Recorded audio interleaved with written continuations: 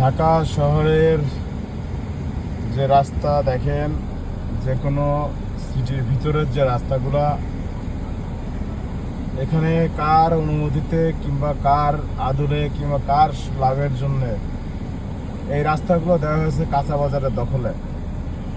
এখানে আপনি গাড়ি চালাতে পারবেন না।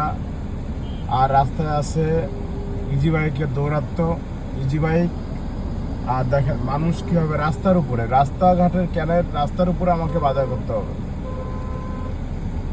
প্রত্যেকটা এলাকায় নির্ধারিত কাঁচা বাজার আছে, প্রত্যেকটা এলাকায় নির্ধারিত এরিয়া আছে বাজারের, সেখানে সবসময় 24 ঘন্টায় বাজারের সব পাওয়া যায়। কেন?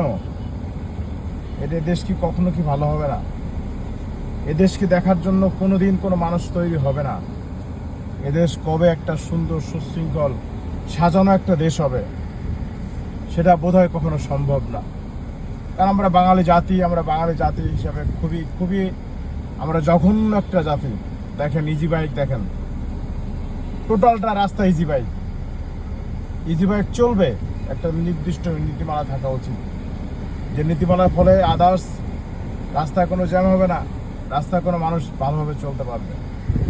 এটা কোন দেশ, কোন স্বাধীনতা আমাদের? এটাই কি বাঙালি জাতির চিরদিনের আশা? এভাবেই চলবে আমাদের জীবন?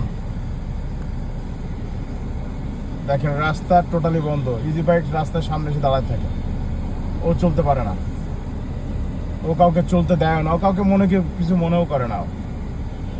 এই হচ্ছে আমাদের অবস্থা। এই জাতিকে উন্নতি করতে গেলে একটা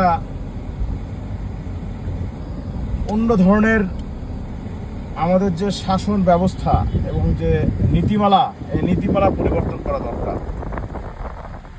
এবং এটা হবে না কখনো, কারণ আমরা বাঙালি জাতি, এই জাতি দুর্নীতিগ্রস্ত ভরা।